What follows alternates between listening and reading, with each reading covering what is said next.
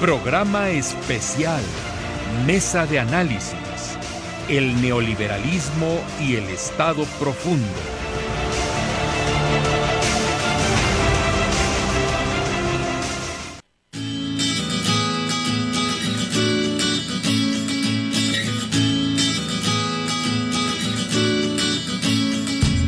Si escucha una opinión, dato o corriente de pensamiento y le genera una reflexión, está usted escuchando Puntos Suspensivos. Puntos Suspensivos.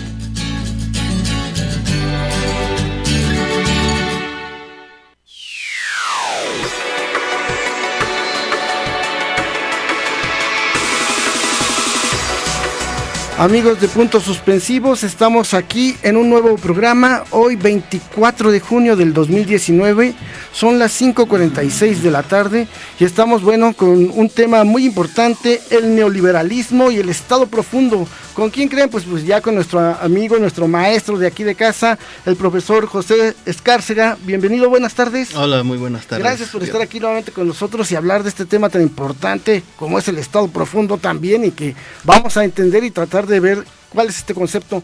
Agradezco también aquí a mi tocayo y amigo, al profesor y maestro Héctor Lerín. Muy buenas tardes. Buenas tardes, tocayo, mucho gusto en saludarles. Gracias por acompañarnos otra vez en este programa. No, y gracias por traernos estos temas tan importantes y que principalmente es importante entenderlos de fondo, ¿no? Para entender qué es lo que está pasando en nuestro país e internacionalmente. Sí, así, y entenderlo con más profundidad. Así es. Sí. Así que adelante, profe. Vamos a darle. Por encima del debate periodístico. Bueno, la verdad es que nosotros sabemos que el país está enfrentando en este momento graves dificultades. Sabemos que se ha formulado un Plan Nacional de Desarrollo que no tiene todo el asentimiento, por ejemplo, de la iniciativa privada. Sabemos que se ha hecho y que se hace mucha grilla por todos los medios posibles en contra de los planes del gobierno, y se recurre a todo tipo de tácticas y estrategias, incluso de carácter internacional. Todos los días las calificadoras, todos los días la iniciativa privada, todos los días los medios chayoteros que ya conocen, tocayo, se la pasan atacando, diciendo que el país va muy mal y que va a fracasar, y escuchamos a los pobres panistas diciendo, uy, se viene una crisis. Tiene el mismo rollo, lo han venido diciendo desde quién sabe cuándo. Por esa razón, ahora que han pasado por aquí colegas economistas, amigos de nosotros, y que estuvo por aquí también José, el maestro Vázquez, que le mandamos un saludo. ¿Cómo se llama Leobardo, se me olvida su nombre, Chihuahua. Y José nos comentó, un día me dijo, oye, vamos a tratar este tema, el neoliberalismo y el Estado profundo. Chihuahua, pues yo realmente sí me apantalló, tocayo, porque yo he oído mucho del Estado profundo en Estados Unidos, y que Trump, y que ahí el Estado profundo, y que la grilla terrible que hacen los de Tea Party y todo. Dije, Chihuahua, pero ese concepto aquí aplicado en México, no, el maestro José aquí, que es nuestro asesor de puntos suspensivos, nuestros expertos, aquí los maestros de la UNAM, ¿verdad? Entonces, son los que nos pueden dar una idea muy buena de qué se trata. Así que, maestro José, díganos por favor qué asunto es ese, porque se oye muy apantallador, ¿no, tocayo? Así es. Chihuahua. Claro, miren, ¿qué es el Estado profundo? Bueno, el Estado profundo es la independencia de ciertos poderes que tiene la República, ¿sí? Es decir, los poderes de la Unión, el poder ejecutivo, el poder legislativo y el poder judicial. Y cada dependencia tiene sus propias instituciones. ¿Para qué son las instituciones? Para que en un cambio de gobierno no exista, por ejemplo, una totalidad de un cambio, sino que haya cierta continuidad. ¿Sí? Si no, esto sería un caos. Claro. Pero el problema no es ese. El problema no es que las instituciones se conserven dentro de esos cambios de gobierno, sino el problema es que estas instituciones a veces tienen su agenda propia. Ese es el problema, ¿no? O sea, el problema no es que haya una Comisión Nacional de Hidrocarburos, por ejemplo, que es un organismo autónomo, hablando de estos poderes civiles que tanto vanagloria, por ejemplo, Denise Dresser, ¿no? Como un contrapeso a las políticas del actual gobierno. que además han quedado mucho que desear, ¿no? Pero ahorita voy a ir desglosando todos algunos casos que traigo de estado profundo. Entonces, lo primero que quería decir es esto, ¿no?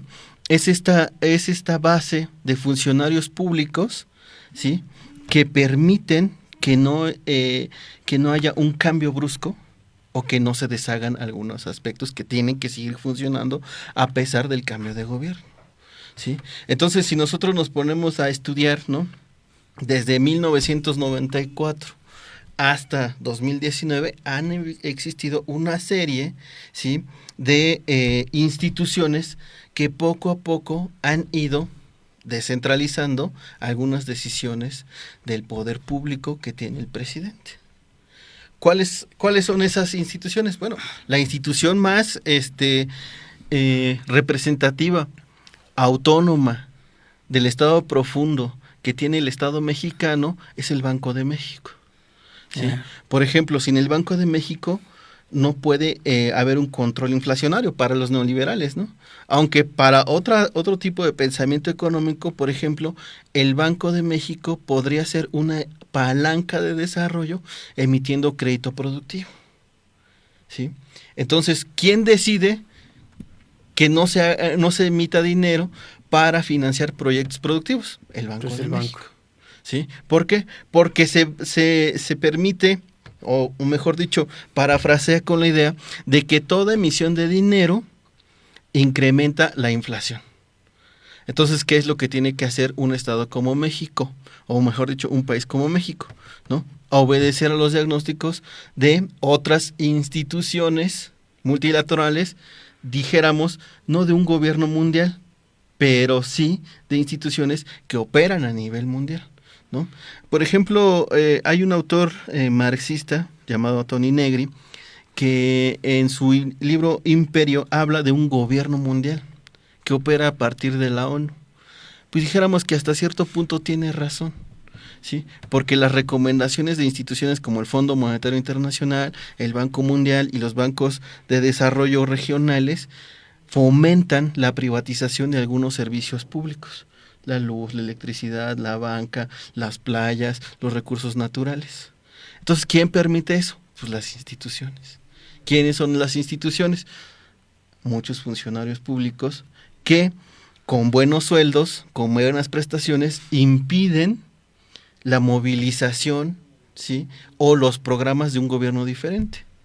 Sí, por ejemplo, por eso es que es muy importante ahorita que en el actual gobierno sea muy difícil, por ejemplo, recuperar los contratos que se dieron a particulares en las rondas de licitación en 2015 a partir de la reforma energética. Uh-huh. Porque es esta burocracia la que permite que no haya esa renegociación de esos contratos o esa indemnización, o si ya nos vemos más radicales, esa expropiación de esos contratos, ¿no? ¿Por qué? Porque han venido deteriorando precisamente a una de las empresas petroleras más rentables a nivel mundial. Antes de que la administración de Felipe Calderón tomara, por ejemplo, la administración, Pemex era el quinto productor mundial de petróleo, ¿sí? O sea, ahorita está en quiebra financiera Pemex, ¿no? Apenas empieza a dar en el primer trimestre de este gobierno una ganancia de 28,000 millones de dólares. Pemex solito genera al año lo que genera Carlos Slim solo. Bueno, con todas sus empresas, uh-huh, ¿no? Y con todas sus tranzas, también habría que decirlo, ¿no? Porque también tiene concesiones, licitaciones, sobreprecios, etcétera, etcétera. No paga impuestos. No paga impuestos, aparte, ¿no? O lo tienen paraísos fiscales, ¿no? Que ahí es otro tema de estado profundo. ¿Quién tiene la información para saber quiénes están o no están en esas listas de paraísos fiscales? El SAT. ¿Y por qué no se nos da cuenta? Bueno, pues porque hay una red de funcionarios que nos impiden saber esta información exacta. Brevemente digo, nada más para también las personas que nos están escuchando, ¿a qué se entiende como un paraíso fiscal? Un paraíso fiscal, sí, es una circunscripción en donde tú puedes registrar una empresa con la tasa más baja de impuestos que puede haber, ¿sí? Entonces, por ejemplo, llega la Apple, llega la Dell, llega el Carlos Slim, Telcel. ajá, todos, ¿no? Ujú. Llegan a un paraíso fiscal como Aruba, como las Islas Caimán, como Panamá, como Uruguay, como Costa Rica, ¿no? Como incluso dentro de Estados Unidos hay paraísos fiscales. Este estado que se llama se me fue el nombre ahorita, empieza con W. ¿Qué será? Delaware. Delaware. Delaware es un paraíso fiscal dentro del propio Estados Unidos, ¿no? Donde las marcas se registran ahí, registran su domicilio, ¿sí? Y como están registradas ahí, ¿no? Ellos, a pesar de operar globalmente o en otros estados o en otros países, ¿sí? Lo que hacen es registrarse ahí y ahí es donde se supone deben de pagar sus impuestos.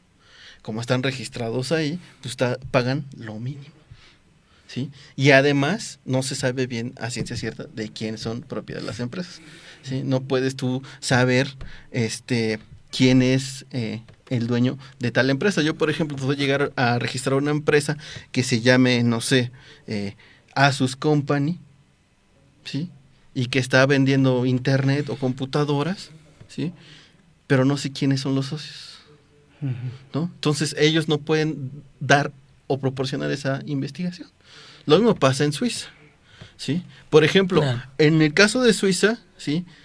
El gobierno de Estados Unidos no tiene jurisdicción, ¿sí? Así llega el gobierno de Estados Unidos y le diga a la Suprema Corte de Justicia que quiere saber las cuentas de esta persona o de tal razón social, Suiza no está obligada a dárselas. Y esos acuerdos tienen miles de años. Y cuando digo miles de años, estoy hablando desde el año 1400 y pico, ¿sí? Hasta donde el Vaticano, por ejemplo, tiene cuentas bancarias. O sea, si el gobierno aquí desearía saber quiénes de los políticos mexicanos tienen allá una cuenta y cuánto, simple y sencillamente no hay por acceso. Lo pronto los Oya. O el juez Medina Mora, ¿no? Que venimos a enterarnos por medio de Estados Unidos y de Reino Unido que tiene una cuenta bancaria de $100 millones, ¿no? Uh-huh. Y bueno, nos enteramos por ellos. Es que es muy trabajador Medina Mora. Sí. Sí. Entonces, él es un típico ejemplo de estado profundo. Uh-huh. Es un juez que no permite saber cuáles fueron los procesos por los que llevó a Lozoya a, por ejemplo, entregar Pemex. Y ellos, la verdad es que son la punta del iceberg, ¿no? Porque ellos es donde se ve el reflejo del dinero. Pero para que ese dinero pueda operar, hay una serie de corrupciones abajo que no sabemos todavía hasta dónde llega la cadena de mando, ¿no?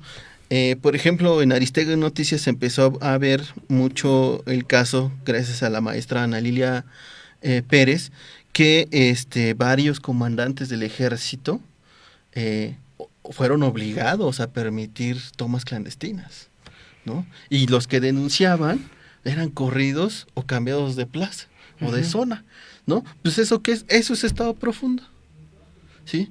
Esos son los del estado profundo. Son León Tragwitz que impide que exista justicia, que exista profundidad de procesos. Y el estado profundo en México no nomás se aboca, por ejemplo, a Pemex, ¿no? A los grandes contribuyentes que no pagan impuestos, ¿no?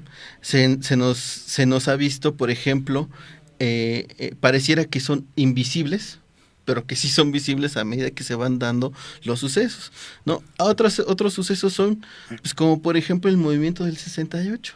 Uh-huh. A pesar ya de los casi 51 años que sucedió este movimiento, de esta matanza, no sabemos quiénes son los responsables. Y el último responsable vivo que está, pues, es Luis Echeverría y sigue intocable. Uh-huh. Eso es estado profundo, ¿sí?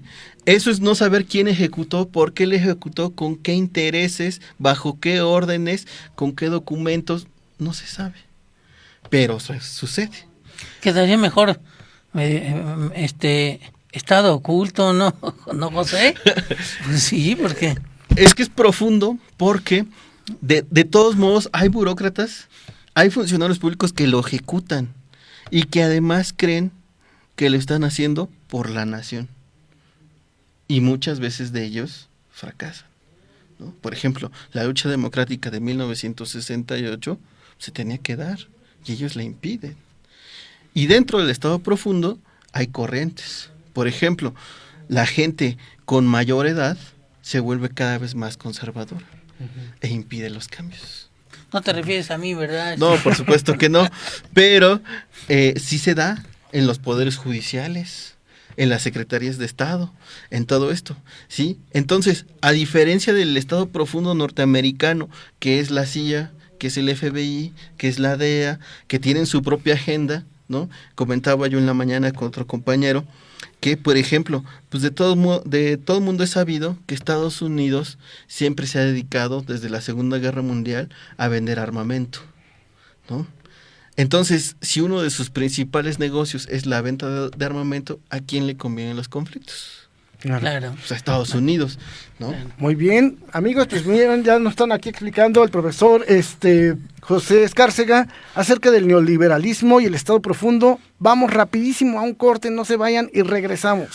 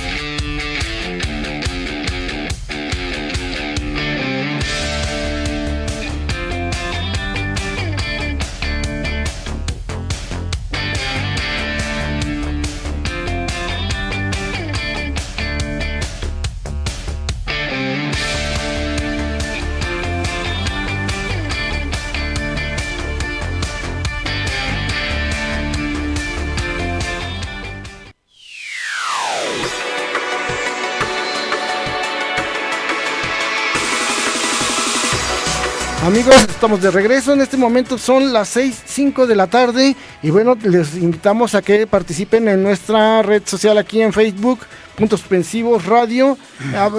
Escríbanos lo que gusten, sus sentimientos, dudas. Hay que aprovechar que está aquí el profesor José Escárcega y con el tema del neoliberalismo y el Estado profundo.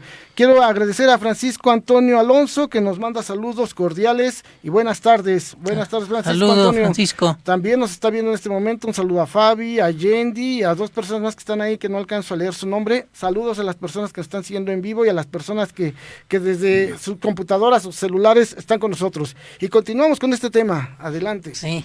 Bueno, pues mira, también está muy interesante esto que nos está contando José, hombre, porque si observamos así como que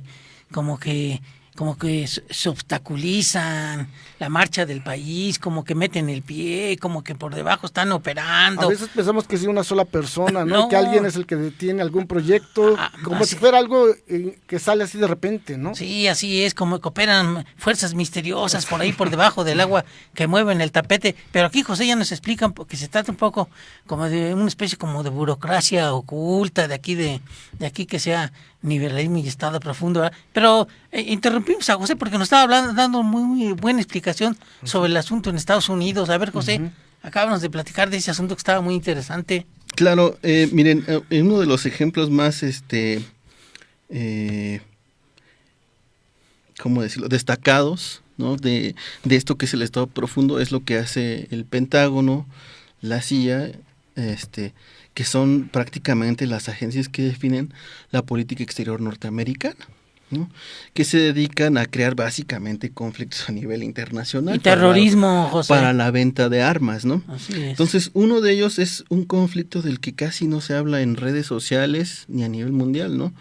Es el conflicto que está entre Yemen y Arabia Saudita, en donde, bueno, Arabia Saudita es realmente un reino despótico, ¿no? Teocrático, además. No, criminales. ¿No? Frente fíjense, a la única república federal que existe en Medio Oriente, que es Yemen, ¿no? O sea, ni Irán tiene una democracia tan avanzada como la de Yemen. Entonces, Arabia Saudita pretende controlar esa pequeña franja de territorio que es Yemen para poder controlar los flujos petroleros del Golfo Pérsico en Arabia Saudita, que es donde pasa el 45% del petróleo a nivel mundial. Entonces, pues prácticamente lo que vende Yemen no solamente es petróleo, sino también seguridad, que los barcos pasen con cierta fluidez y que si tienen algún problema, pues sean auxiliados, ¿no? Entonces, Arabia Saudita quiere controlar ese territorio y para eso hace, ¿sí?, una arma, una serie de conflictos internos para tratar de derrocar al actual gobierno. Y de esto Yemen lo ha denunciado desde hace 4 años. Y la comunidad internacional, incluyendo a Rusia, incluyendo a China, incluyendo a Irán, Estados Unidos, por supuesto, e Inglaterra, no han metido cartas sobre el asunto. Entonces, lo que hace Estados Unidos, recordemos, por ejemplo, uno de los hechos muy importantes que hace Donald Trump, es, una vez elegido, ir a Arabia Saudita y cerrar un contrato de $100 mil millones de armamento, ¿no? Y entonces, por el otro lado, está Yemen, que intenta defenderse, ¿no? La desproporción es bestial, ¿no? Yemen es un paisito y Arabia Saudita, pues también es una república un poco más grande, ¿no? Es una potencia regional. Con mucha lana. Y con mucho dinero, ¿no? Y además, Estados Unidos le ofrece a Irán ir privatizando poco a poco su empresa paraestatal, Saudi Aramco. Entonces, Estados Unidos, fíjense lo que hace. Lo que hace Estados Unidos es promover la privatización de Saudi Aramco para que salga por la bolsa de Nueva York o por la City de Londres, ¿no? Por cualquiera de las dos agencias que se venda ese 5% de las acciones de Saudi Aramco, es la salida más grande a bolsa de valores que ha existido en la historia de las bolsas de valores, ¿sí? Y además venden el $100 mil millones en armamento. ¿Y luego qué pasa? Bueno, pues que Yemen intenta dar una respuesta, pero Yemen empieza ya a dar una respuesta ya no a defender dentro de su territorio, sino que Yemen pasa a la contraofensiva, atacando, ¿sí?, objetivos tanto militares como económicos de Arabia Saudita. Y hoy eso es un escándalo en la prensa asiática, ¿no? Porque Arabia Saudita ahora sí quiere que intervengan las Naciones Unidas, ¿sí?, para que Yemen ya no ataque objetivos petroleros y objetivos civiles en Arabia Saudita. Y lo que hace Yemen es que lo hace con tecnología súper avanzada y con misiles teledirigidos. El problema ahí es donde viene lo siguiente. Para dirigir un misil, tú necesitas tecnología satelital. Para armar drones, tú necesitas piezas que no las produce Yemen, ¿no? Entonces, ¿quién tiene satélites? Estados Unidos. ¿Quién tiene tecnología militar de punta? Estados Unidos. Entonces, ¿quién vende esos contratos de armamento para Yemen? Pues el propio Estados Unidos, ¿sí? ¿Y eso qué es? Eso es otra vez el Estado profundo, que está velando por sus negocios dentro de un conflicto para generar más conflictos. Les vende a las dos partes. Les vende a las dos partes, tal como lo hizo en la Segunda Guerra Mundial, ¿eh? Esto no es nuevo. Esto lo hizo en la Segunda Guerra Mundial, cuando le vende armamento a Europa. Y en la primera, Francia. José, perdón, en la primera también. Sí. Sí, pues ellos surtieron a ambos bandos. A los bandos, sí. Entonces, ese es el problema de Estados Unidos. El problema de Estados Unidos es que su Estado profundo empieza a operar a partir del mercado mundial, del mundo. Sin embargo, en un país como el nuestro, el Estado profundo es un Estado profundo dirigido a deconstruir o a destruir, mejor dicho, toda, ¿sí?, la estructura nacional productiva, como las empresas estratégicas. ¿Cuáles son los sectores estratégicos de México? Pemex, la compañía de luz, compañía de luz y fuerza, y también lo era el acero, también son las playas, los puertos y los aeropuertos. Estamos hablando de globalización y cómo es posible que nos digan que tenemos que privatizar puertos y aeropuertos. Eso es algo muy, muy delicado, ¿sí? Por eso es que la actual, ¿no? La actual, ¿cómo se le llama? ¿Cómo le dicen? La actual oposición se opone tanto al aeropuerto Santa Lucía. de Santa Lucía. ¿Por qué? Pues porque ¿quién lo va a manejar? Los militares. No va a ser un negocio privado. Claro, claro. Sí. Oye, por cierto, ya que tocaste el tema, José, hemos visto que han metido muchos, claro, seguramente es parte de este asunto, pero tú a lo mejor tendrás una óptica diferente, pero se han estado metiendo muchos, ¿cómo se llama cuando vas y Amparos. Amparos, exactamente, en contra del aeropuerto, y para que no cierren el aeropuerto, porque todavía tienen su corazoncito puesto esperando que no cierren el aeropuerto de Texcoco, ¿verdad? Ese es realmente el fondo del asunto, que ese negocio puede operar y, claro, cancelar el aeropuerto de Santa Lucía. Entiendo que un juez ha dictaminado que no, que nada de que el aeropuerto de Santa Lucía, se clausura o no va, que eso ya es una decisión que no depende de él.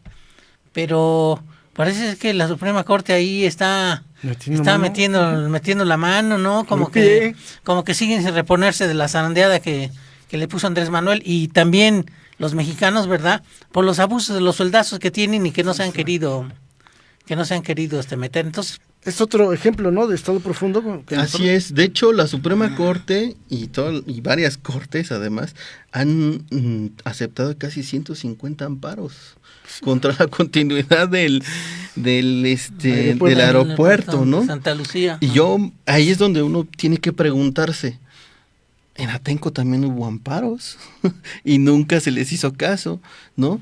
O sea, ¿cómo es posible que de la noche a la mañana, si la Suprema Corte tramite casi 150 amparos? O sea, entiendo que han pasado casi 6 meses desde que entró en funciones el nuevo gobierno, ¿no? 7 meses.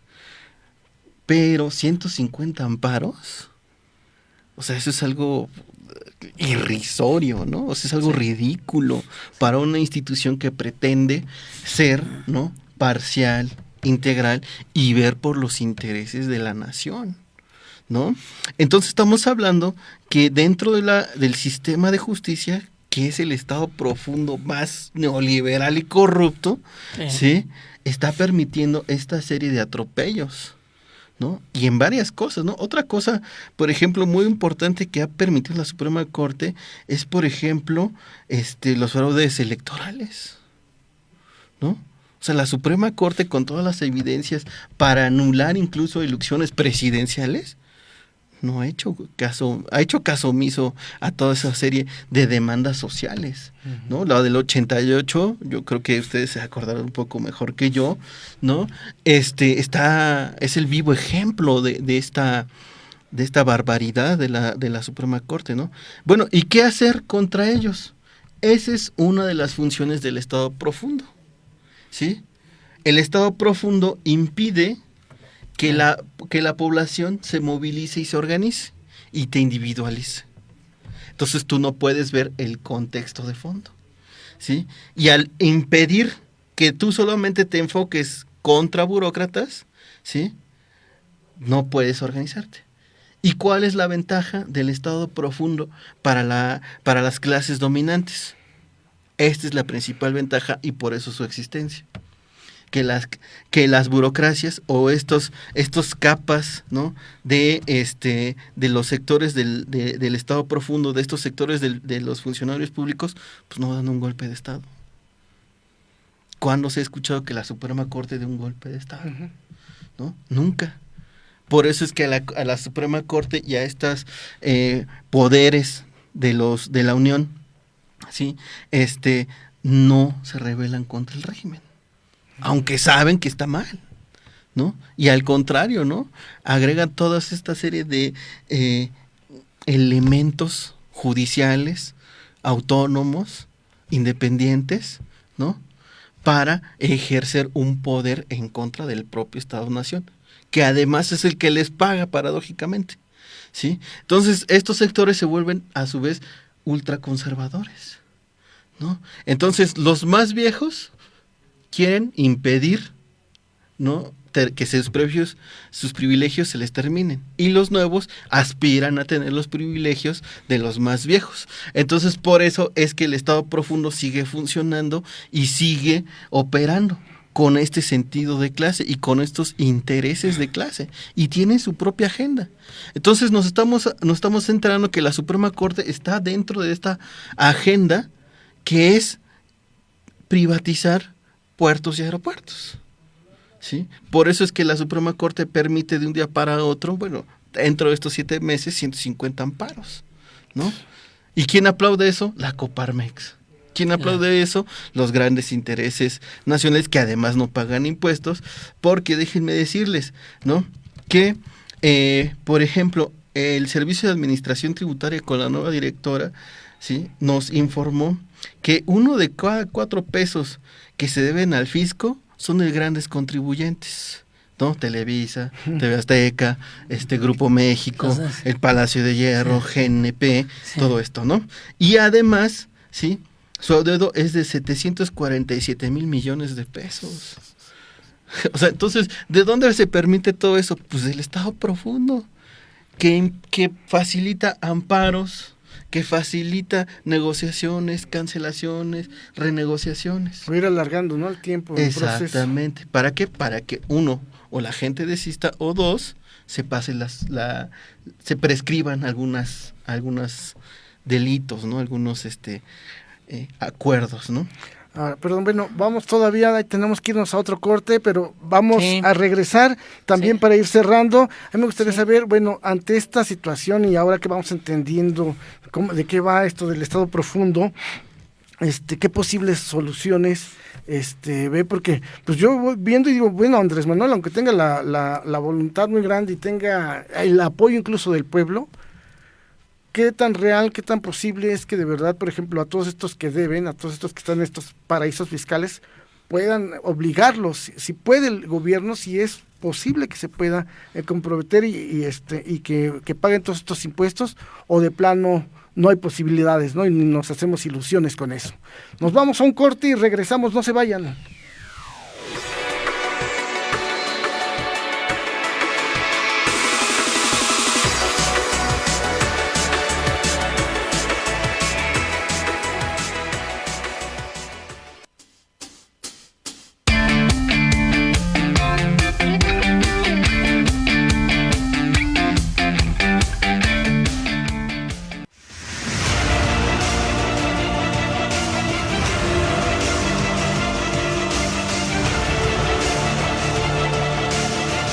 Hoy, programa especial, mesa de análisis, el neoliberalismo y el Estado profundo.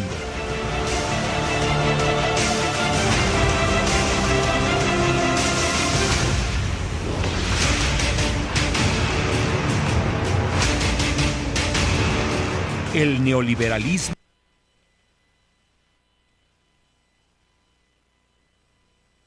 y el Estado profundo. Análisis en contexto. Puntos suspensivos.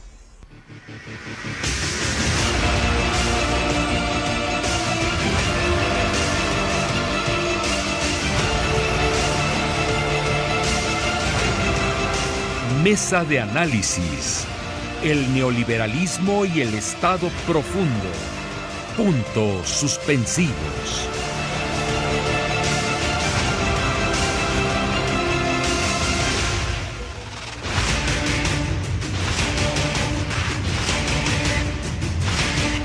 Programa especial de Puntos Suspensivos. El neoliberalismo y el Estado profundo.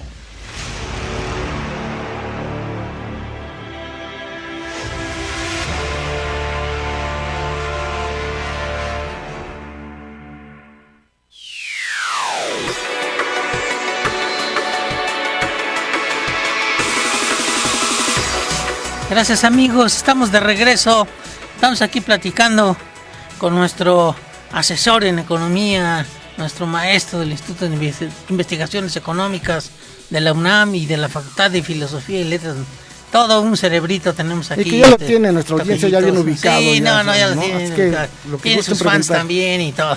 Bueno, yo lo que veo de todo esto que nos está platicando José Tocayo es que realmente el presidente tiene una terrible oposición. Todos aquellos tontos que dicen que no hay oposición y que el presidente se está yendo por la libre y que no hay quien... Falso. Que los babosos esos del PRI, del PAN y del PRD no hagan oposición, pues porque son tremendamente débiles. Pero que no tiene oposición el presidente, por favor. Ahora ¿sí? Estamos viendo con el profe que nos está explicando esto del Estado profundo y entonces ¿quién mayor oposición? No, y realmente son fuerzas tremendas, ¿sí? Oscuras, que dirigen y que ni siquiera las vemos, ¿verdad? Que operan muy por debajo del agua, ¿sí? Entonces realmente tenemos aquí un problema, pero pues tú preguntabas, Tocayo, ¿qué podremos hacer un poco para paliar esta situación? Pues que realmente es tan difícil y que tiene incluso pues apoyos internacionales, ¿verdad? Exacto. Como nos platica aquí José. ¿Cómo ves, José? ¿Qué dirías? Pues mire, la situación es delicada, pero siempre hay una solución para todo, ¿no? Para mí la solución es más o menos hacer lo que hicieron en Perú, con toda esta operación que surgió a partir de la operación Lava Jato en Brasil. Que casualmente empezó en Estados Unidos y lo más fuerte se desarrolló en Brasil. ¿Y qué hicieron los peruanos? Bueno, los peruanos lo que hicieron fue literalmente, ¿sí?, protestar en contra de la Suprema Corte de Justicia. En un avance extremadamente democrático para su sociedad. Y esto favoreció a que la Suprema Corte de Justicia empezara a investigar a los expresidentes. O sea, con manifestaciones les pidieron a ellos que empezaran estos procesos. ¿Sí? ¿Qué es lo que estoy diciendo de fondo? Recuperar lo que el Estado profundo nos arrebata. ¿Qué es eso? La organización cívica. Eso es lo que tenemos que recuperar. La organización cívica ante el abuso de estos,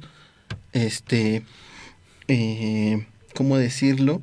Hasta ante estos funcionarios públicos, que es una pequeña capa, o sea, ni siquiera dijéramos, bueno, es todo el poder judicial de la federación. Toda la burocracia. Toda la burocracia. Dentro de la burocracia, como les decía, hay gente que sí está a favor del cambio, ¿sí?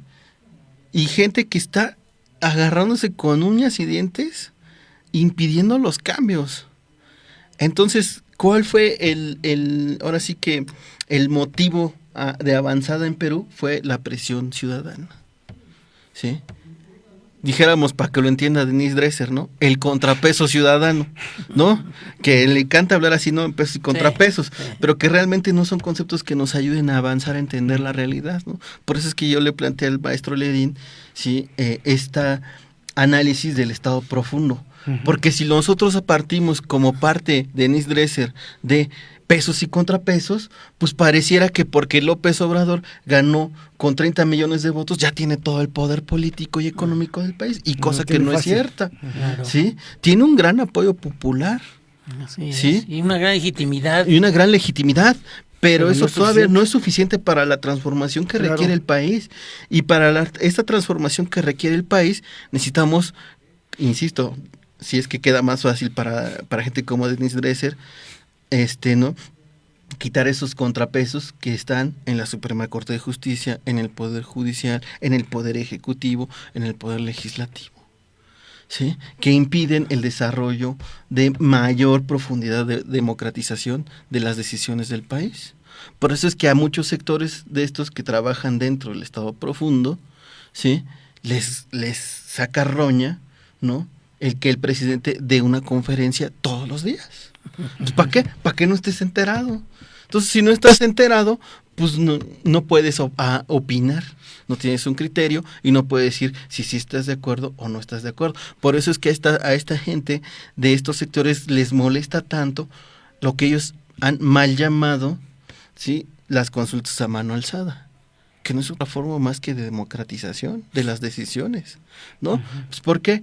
Porque dentro de esas decisiones están los compadrazgos, ¿no? Están estas alteraciones de precios, están licitaciones directas, están compañías fantasmas, ¿no? Y todo esto que nos hemos ido enterando, como por ejemplo en los programas de las becas para los niños, esto que pasaba en el INADEM, ¿no? Que casi nadie podía sacar recursos porque ya prácticamente todos estaban asignados, ¿no? O tenías que llegar por ciertas puertas giratorias, ¿no? Ese es otro concepto que habría que ir señalando, ¿no? Una puerta giratoria es, por ejemplo, cuando un funcionario de una empresa llega al gobierno y empieza a sacar información confidencial o estratégica para esa empresa, ¿sí? Sí, y entonces ese funcionario, una vez que termina su periodo, regresa a la empresa, a operar dentro de la empresa. El caso más destacado es el propio de Felipe Calderón, ¿no? Que ya se imaginarán ustedes de quién es asesor en el Consejo de Administración. Otro de estos señores sería José Antonio Meade, ¿no? Que hoy es parte del Consejo de Administración de HSBC. HSBC. ¿No? Que además HSBC es el banco más corrupto, que incluso lava dinero de narcotraficantes. Sí. Ahora imagínense, ¿por qué no hemos sabido qué narcos lavan dinero por medio de HSBC? Porque eso se sabe en Estados Unidos, en la prensa norteamericana y británica, eso sí se sabe, ¿eh? Sí, así es. O sea, nos hace falta mucha información que en el exterior circula sobre México. En algunos diarios circula de este tipo de información que valdría la pena hacer todavía todo un análisis sobre eso, ¿no? Pero entonces, ¿qué? O sea, no se le permite a este señor enrolarse a la iniciativa privada, ¿no? Y después de 18 años prácticamente la administración pública se va a la administración privada y vean cuánta información tiene. José Antonio Meade fue secretario de Hacienda, fue secretario de Relaciones Exteriores, fue nuevamente secretario de Hacienda, luego fue secretario de Desarrollo Social. Y quería ser el presidente. Y quería ser el presidente, ¿se imaginan? Sí, así es. ¿Sí? Entonces ese es otro ejemplo de gran burócrata de puerta giratoria, que empieza en la iniciativa privada, se va al sector público y luego va regresando a la iniciativa privada con información estratégica. Sí. De cualquier manera siempre pensó, su pensamiento siempre fue de iniciativa privada. Son gente del ITAM, José. Es el ITAM, ¿verdad? Así es. Es el ITAM del Palacio de Hierro, de los señores que deben un montón de dinero de impuestos y que no pagan. Y por cierto, José, si no recuerdo mal, estos que están operando las cuestiones en contra del aeropuerto, el aeropuerto de Santa Lucía, los que han puesto estos amparos, son gente de la Coparmex, sí, de ese tal Gustavo de Hoyos, y también este señor Claudio X González, dizque mexicanos primero para nuestro beneficio, ¿no? O qué mexicanos, ¿no? Sí, así es, así, mexicanos contra la corrupción y todos esos rollos, ¿verdad? Pero cuando el aeropuerto de AICM, ahí sí no hubo ninguna demanda, ni ningún amparo. Bueno, ni nada ellos que están tan preocupados por los derechos humanos, yo nunca había a Claudio X González decir o posicionarse sobre las violaciones que les hicieron a las compañeras en Atenco, por ejemplo, ¿no?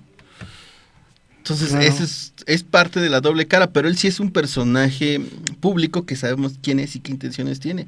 Pero estos funcionarios del sector público que están por debajo en las instituciones, no sabemos quiénes son y son los que sí están impidiendo con estas amparos el desarrollo de otros proyectos. Y estos son los más descollantes, ¿no?